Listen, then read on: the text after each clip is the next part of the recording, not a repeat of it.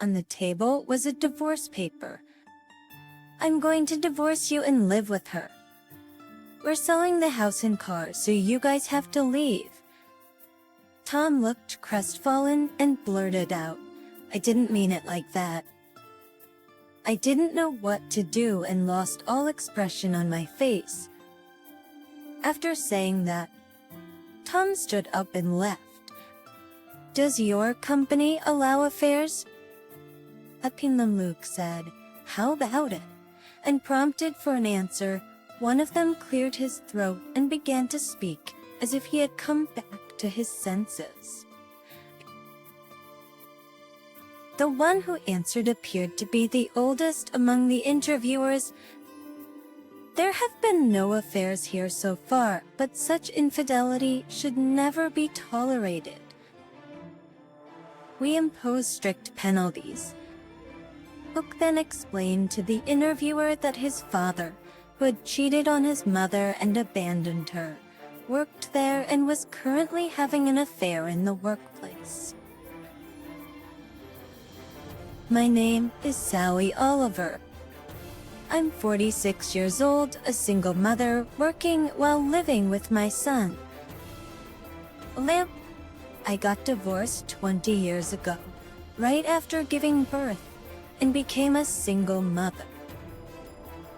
I started dating Tom in college when we were in the same club. When we became professionals, we were both busy and I broke up with him once to date another guy. But no matter who I dated, I kept comparing them to Tom and it never lasted. Then Tom contacted me and we met again after a long time. He seemed more relaxed in his job and looked very dependable with an air of maturity. Despite the long absence, we clicked just like old times. Tom's stubborn and assertive nature, once a bad habit, now seemed manly, and I fell for him all over again. We resumed our relationship and quickly got married. I got pregnant and gave birth to Luke in less than 6 months of marriage. Things moved fast from reunion to childbirth, but Tom's attitude was a concern. He started coming home late when my morning sickness got worse. Initially, he was caring but gradually began to treat me poorly.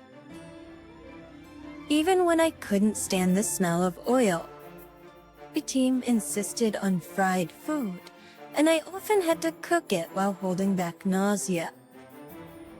When I was lying down, but Tom saying pregnancy isn't an illness didn't allow any slack in household chores. Of course, he never helped. At this time, Tom had become a manager. A team often boasted, becoming a department manager at this age is a first for the company. Even though I felt lonely, I was thankful that Tom's job allowed us to live without financial struggles. But I couldn't shake off the loneliness and wished Tom would finish work earlier. This almost single-handedly, I managed the household chores and somehow gave birth to Luke. Incredibly, Tom wasn't present during the pregnancy. This led to people at the clinic mistaking me for a single mother.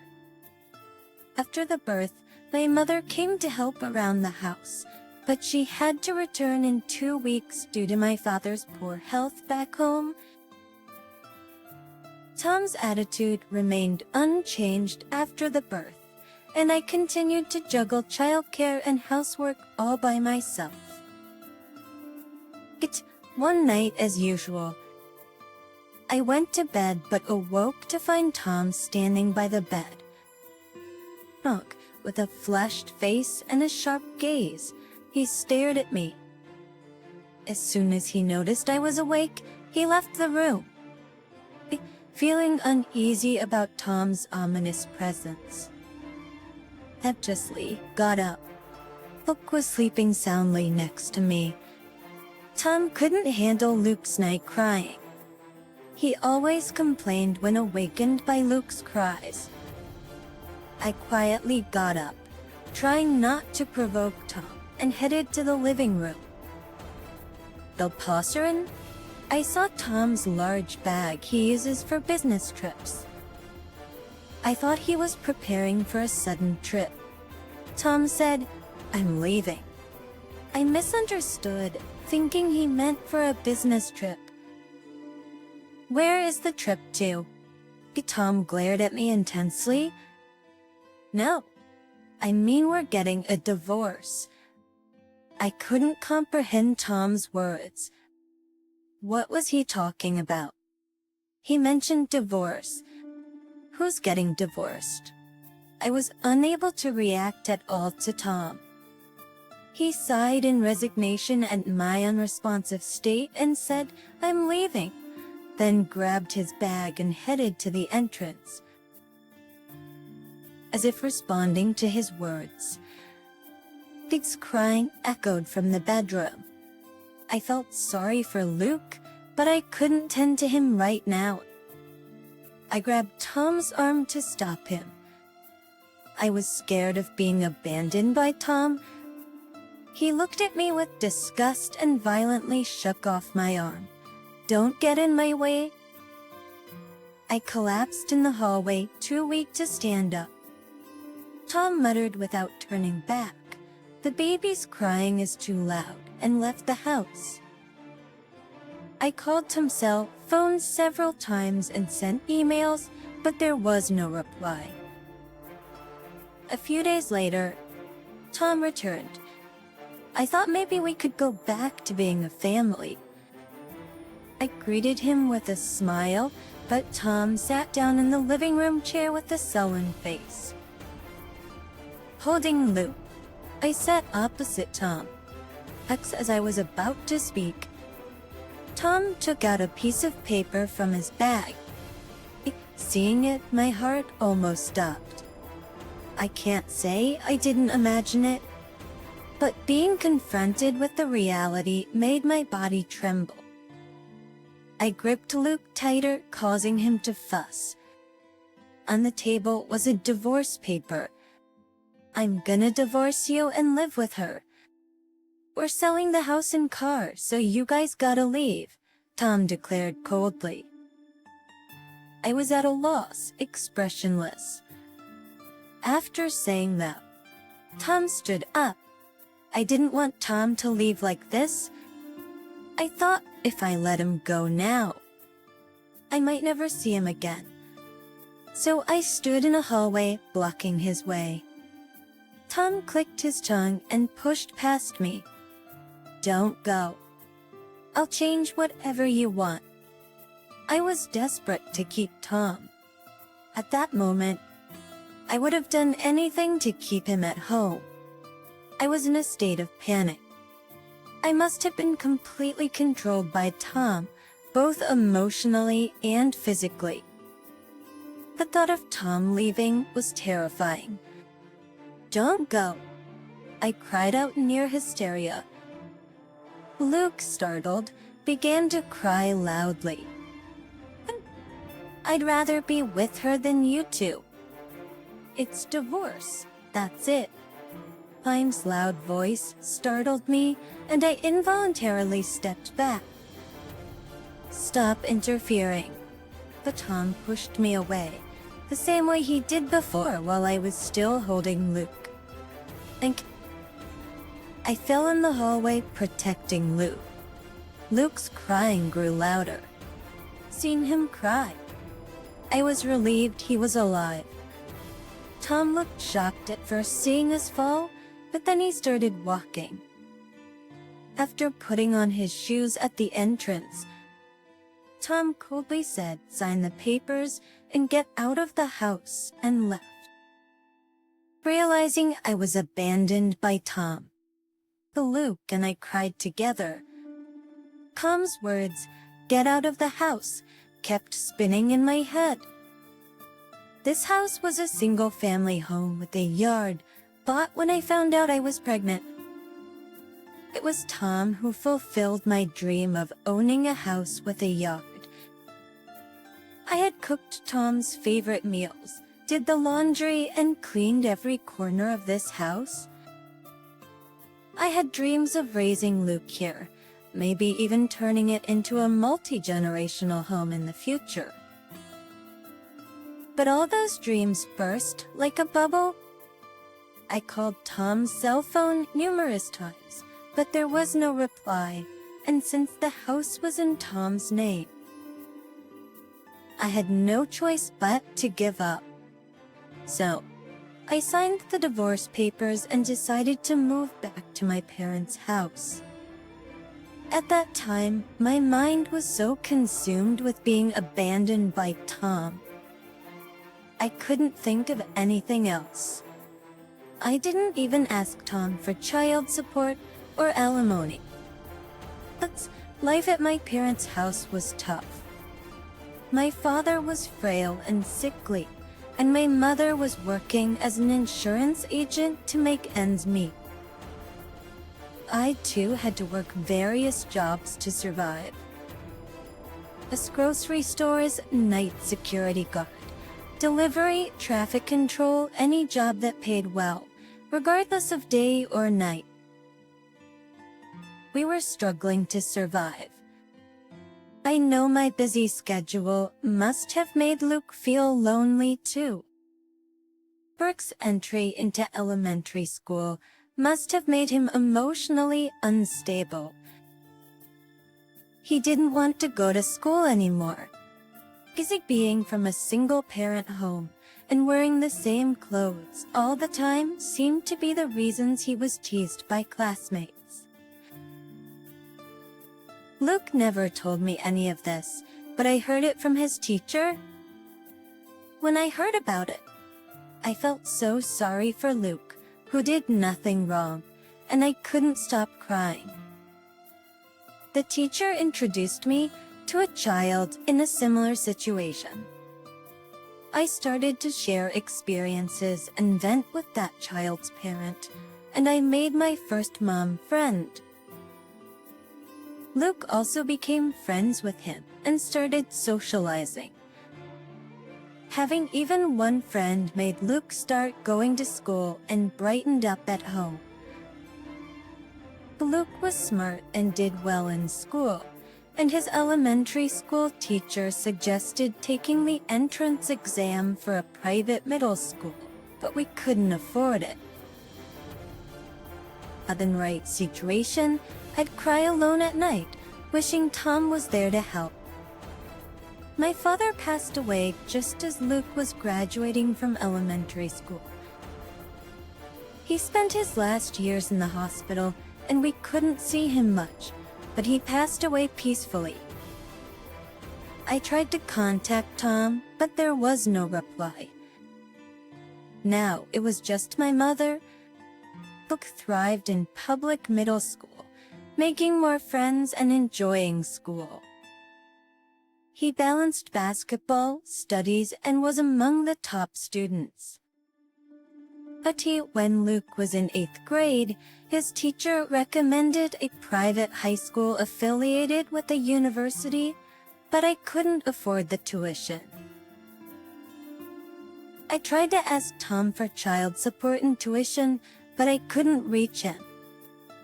When I went to our old house, there was a new one built there.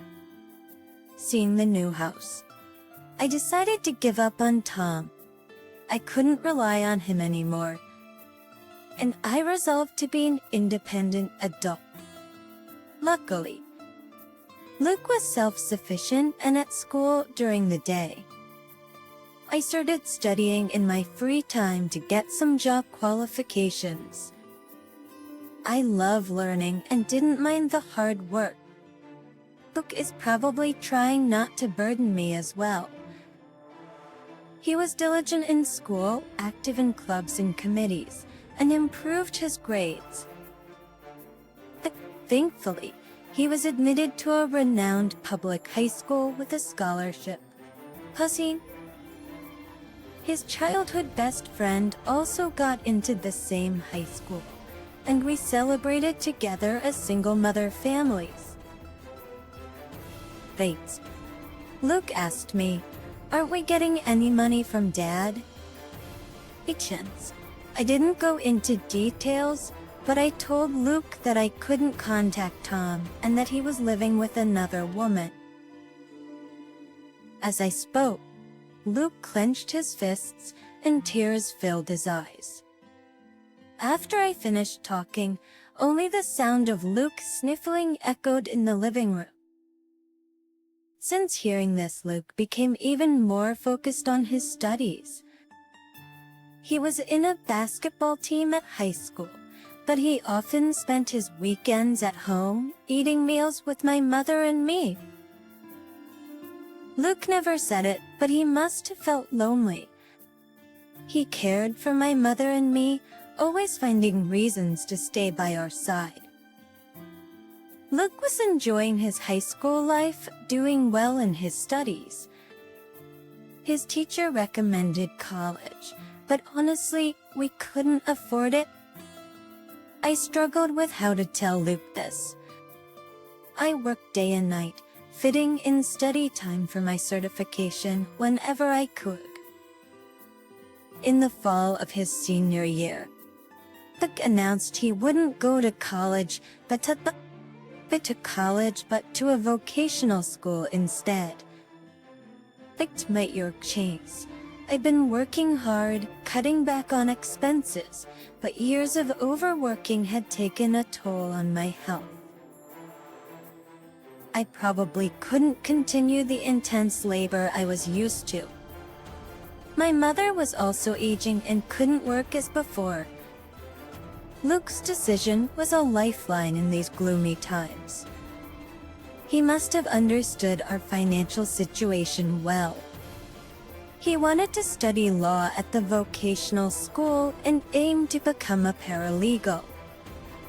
Indeed, Luke could probably pass the difficult exams. He said he'd work part-time and take care of his tuition.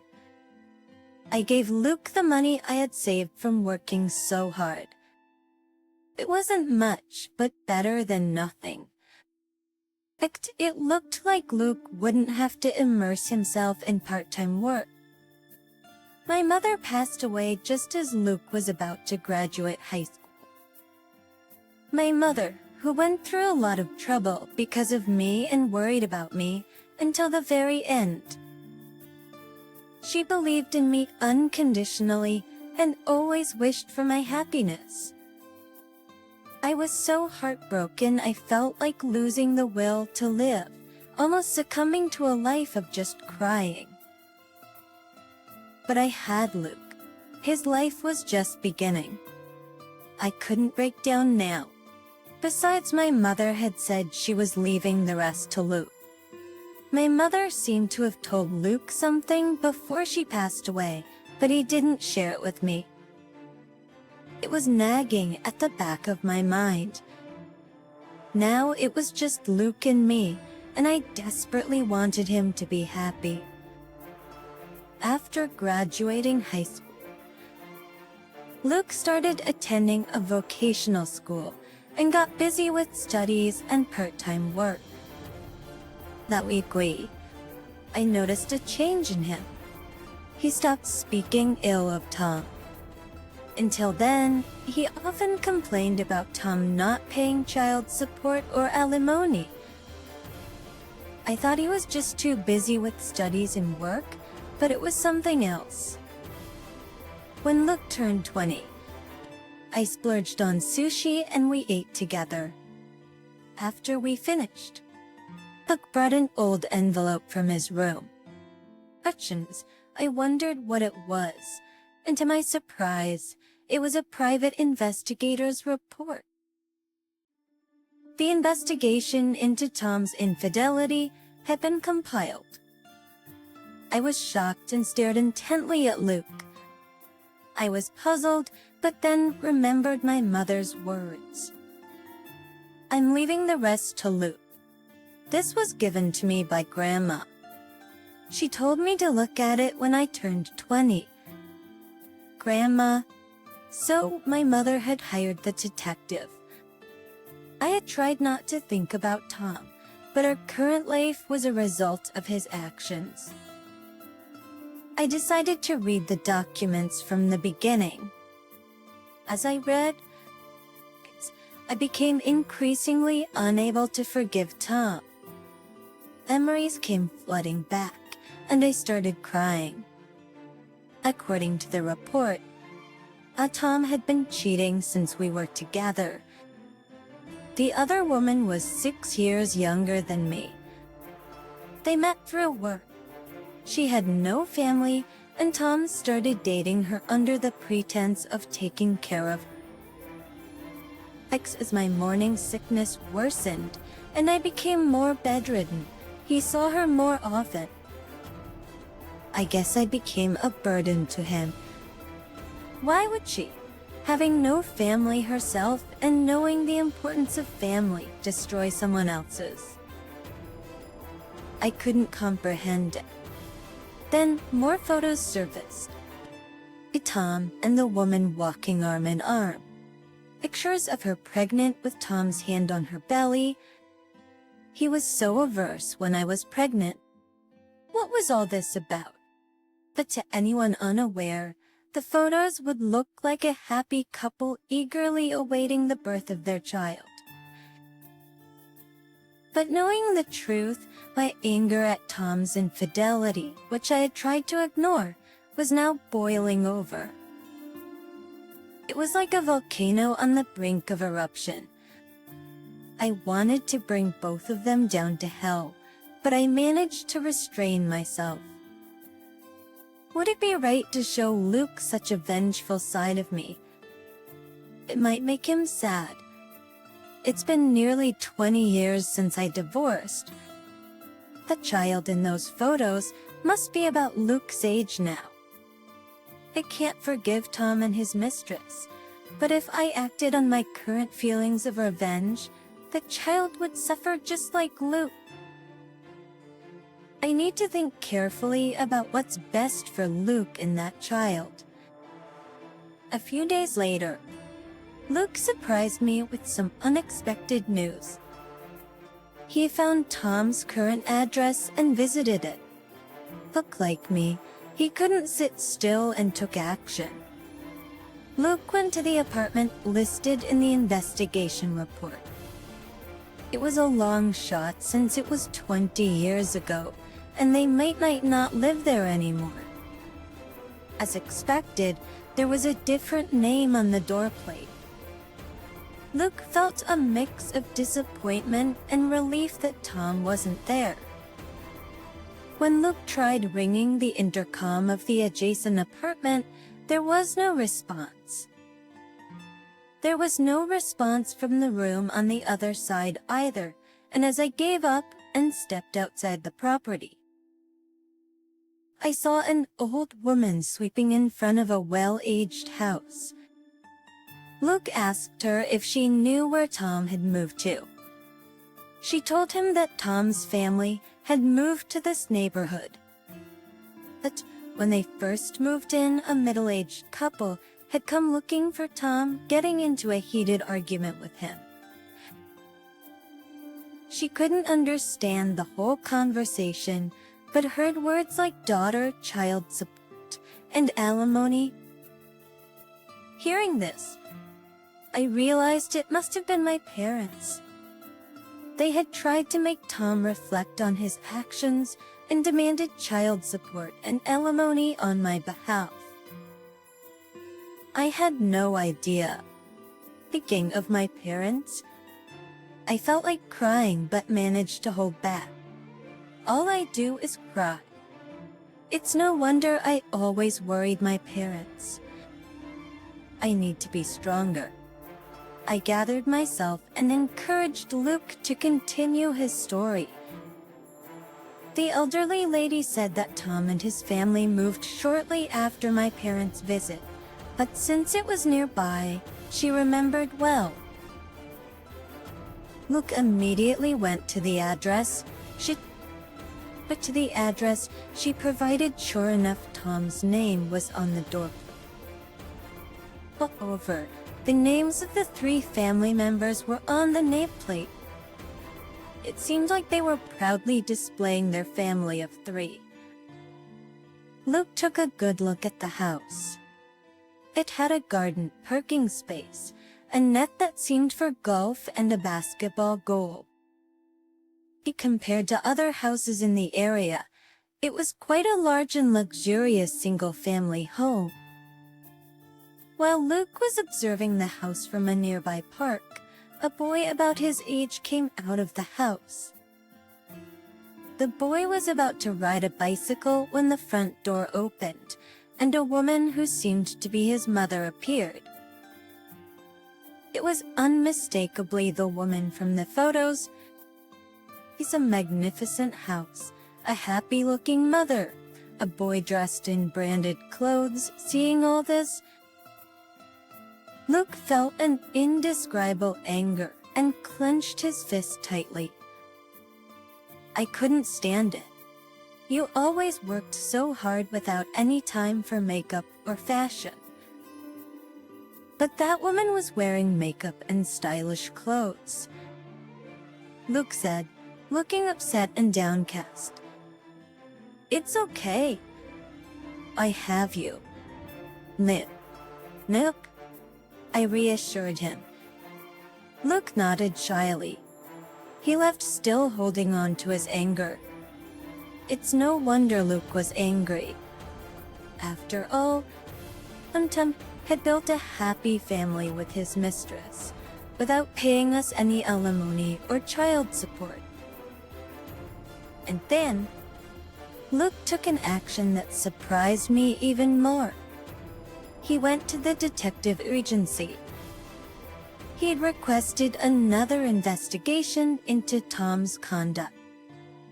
I was worried about the cost, but Luke used a little money my mother had set aside. Party that year of the agency, considering it a follow-up investigation, agreed to do it at a reduced rate. Thus, with the investigation results in hand, Luke went to Tom's house. I was amazed at Luke's initiative. He was nothing like me, always moping around. Luke waited until Tom and his child left before ringing the doorbell. A voice from inside said, "Yes," and the door opened. I expected someone to answer the intercom, but instead, the door suddenly opened, and there was Kelly, Tom's mistress. "Who are you?" Kelly asked without any suspicion, smiling. Luke was taken aback by her smile, but managed to remember what he needed to do and handed her the investigation report. Kelly looked puzzled as she took it. "You and your family have put us through hell. You have no idea how much we've suffered. My mom hasn't even had the time to properly do her hair, let alone wear makeup. How could you do something like this?" He confronted her with all the anger he had been holding back. Ellie was taken aback by Luke's intensity and seemed to have no idea what he was talking about. Perhaps moved by the sight of Luke's tearful and desperate plea, Kelly invited him into the house.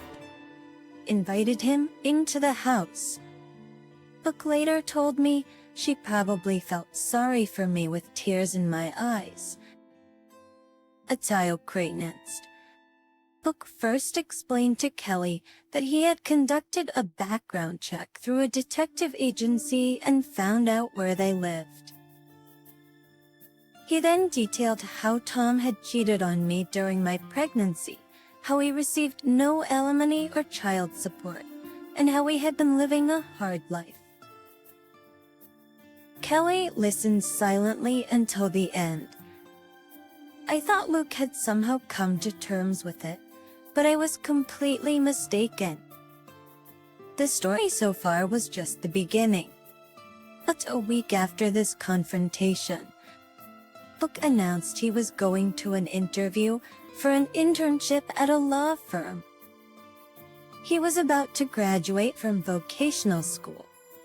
He had narrowly missed passing the paralegal exam, and he decided to work in a legal field while aiming for the qualification. Luke didn't tell me where he was interviewing. At that time, I had a strange premonition. First pain break back to sisters. The law firm he applied to was a major one, with many applicants, but Luke had made it through the document screening to the interview. Luke said with a smile, "It's all thanks to my serious attitude in class and actively submitting assignments." Little did I know, all of this was part of Luke's plan. Luke returned from the interview. I couldn't shake my uneasy feeling since the day he passed the document screening, so I immediately sat him down at the dining table to hear about it. "So, how did it go? Did the interview go well?" He grinned confidently. "Yeah, I was a bit late, but it went well. A big success." After gulping down the iced tea I served, Luke began to tell me what happened during the interview. I was completely astonished, forgetting even to breathe. Luke's interview involved 3 interviewers, but he was the only interviewee. Despite Luke being late for the interview, his resume and application documents were well received, and the interviewers had a positive impression of him from the beginning, despite it being the final interview. Luke believed that if he didn't give any strange answers at this moment, he would pass the interview. Since the questions were all in the manual, I answered them smoothly. Luke felt a sense of accomplishment. I had mistakenly thought that Luke had simply finished his interview without incident. To the interview had gone smoothly, with the interviewers occasionally smiling, and was about to end. But the atmosphere changed drastically when Luke asked a shocking question at the customary "any questions?" At this point, Luke asks the interviewer an extraordinary question. "Is adultery acceptable in your company?" The interviewers, baffled by this question, fell silent. It's when Luke said, "How about it?" and prompted for an answer. One of them cleared his throat and began to speak as if he had come back to his senses. The one who answered appeared to be the oldest among the interviewers there. "Has been no case of adultery here, but such acts of infidelity are absolutely not tolerated and are met with severe penalties." I responded with a smile. "Thank you." When I heard this answer, then another interviewer asked, "Why would you ask such a question?" So I explained. Luke explained to me with a clear and relieved face. Luke then told the interviewers that his father, who had abandoned his mother through infidelity, worked at their company and was currently having an affair in the workplace. Indeed, as I suspected, Luke was attending an interview at Tom's office. When Luke finished explaining, another interviewer suddenly stood up, slamming his hand on the table. He had turned pale since Luke's question. He was furious, shouting, "Is this some kind of joke? This is outrageous and disrespectful." Luke remained unfazed by the angry outburst. "Please don't yell just because I hit the nail on the head." Dad. At the word "dad," the other interviewers reacted. They all were turning to look at the angry interviewer. Yes, this interviewer was indeed Luke's father, and my ex-husband, Tom. Luke had known about Tom. his office through the detective's investigation. He thought he might encounter Tom at the interview given Tom's involvement. HR Luke had exposed Tom's infidelity right there during the interview. According to Luke, it would have been fine, even if the interviewer wasn't Tom. Luke's main goal was to expose Tom's infidelity.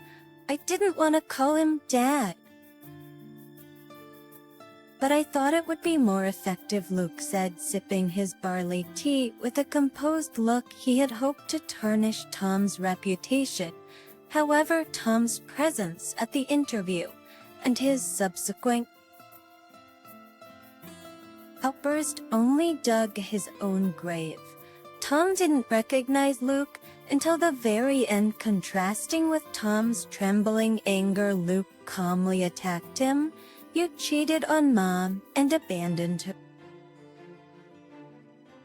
And now you're having an affair with a young woman in the office. Tom stood there, fists clenched, but was pushed back into his chair by the older interviewer. Luke knew from the detective's additional investigation that Tom was still cheating within the office. I was astonished to hear this. How could he still be cheating with another woman? Beyond anger, I was just appalled. The audacity to have an affair with a coworker was just too selfish. Luke showed me photos of Tom walking happily with a young female employee. He had presented these photos to other interviewers with such evidence. Tom had no way to deny it, but still Tom maintained a high-handed attitude towards Luke. Are you trying to harass me? Don't think you can get away with this. Luke heard this. He thought, who's really at fault here? Tom kept attacking Luke verbally, saying, don't talk nonsense. Luke responded calmly and composedly, it's the truth. I wanted to ask how a company that appoints a person who commits adultery to a responsible position thinks about this matter. I felt a bit frightened of my own son. It's terrifying to have an interviewer become the target in an interview. Luke's calm demeanor made Tom's furious reaction seem even more villainous. The other two interviewers seemed to look at Tom with disapproval. Luke had to suppress his laughter seeing their faces. He then stood up and showed the detective's report to the other interviewers. They took it hesitantly. Expect a proper response, Luke said before leaving the interview room. From inside, he could hear voices scolding Tom. What in the world is this? And what have you done? But Luke's story didn't end there. He soon went back to the interview room. I remembered that Kelly said she would be here today. Hearing this, Tom was speechless, his jaw dropping in shock. Luke told Kelly about Tom's current affair, and she was furious. Luke said he had never seen someone so angry. Ellie was all fired up about giving Tom a piece of her mind. It's this.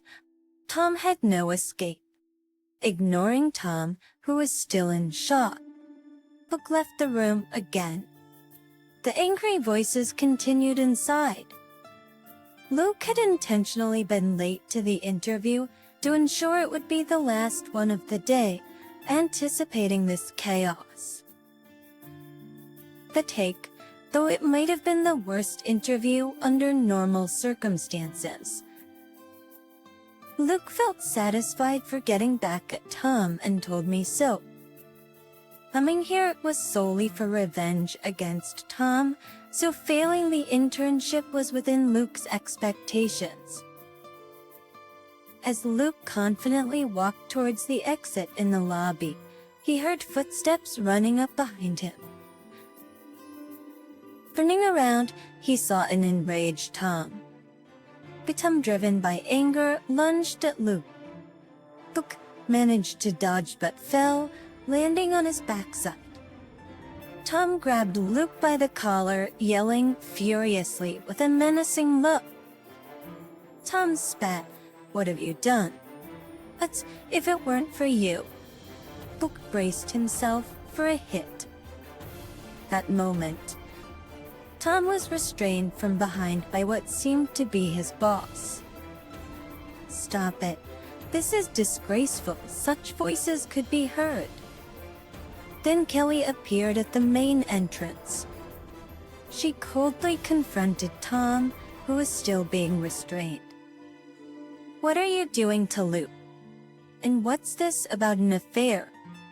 Without waiting for a response, Kelly slapped Tom.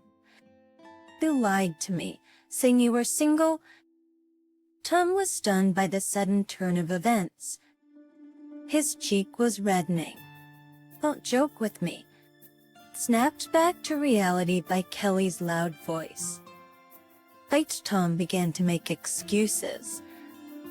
Excuses? Well, this is not what it seems. It was the unexpected chaos on feet. The people in the lobby surrounded Luke and the others, watching their every move. Kelly yelled loudly, pulling Tom back to reality as she began hitting him with her bag. "Luke told me. That was when I realized what a real mess looks like." Apparently, Kelly had no idea Tom was married. He'd pretended to be single when courting Kelly, despite being married to me. Tom really was the worst kind of man. Thus, when Luke told Kelly about this, she burst into tears and apologized profusely. "Ex-hubby moral. I'm sorry, even though I didn't know. I will make amends for this. I'm truly sorry," Kelly said earnestly, tears streaming down her face. Vic informed Kelly about Tom's affair with another young female employee. This was a fact he learned from the additional investigation by the detective agency. He planned this revenge after discovering Tom's second affair. Originally, he intended to confront Tom with the report and force him to admit his guilt, but then decided that wouldn't be enough. He intentionally failed the paralegal exam and applied for the internship.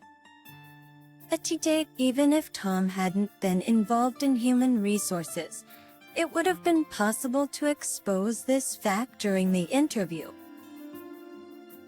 So, he thought this way, and could face social consequences. Fortunately, Tom was involved in HR and ended up being an interviewer, making the revenge even more effective. After the chaos, security guards arrived and Tom was taken away while still being restrained. Ellie declaring she would demand alimony and sue Tom's workplace for damages, left indignantly. Stunned, Luke was approached by one of the interviewers. He apologized for Tom's behavior and promised, "We will investigate thoroughly and take appropriate action." This interviewer was apparently Tom's direct superior in the company's executive team. Hearing this story, I was overwhelmed with tears. I was so touched that Luke had done all this for me.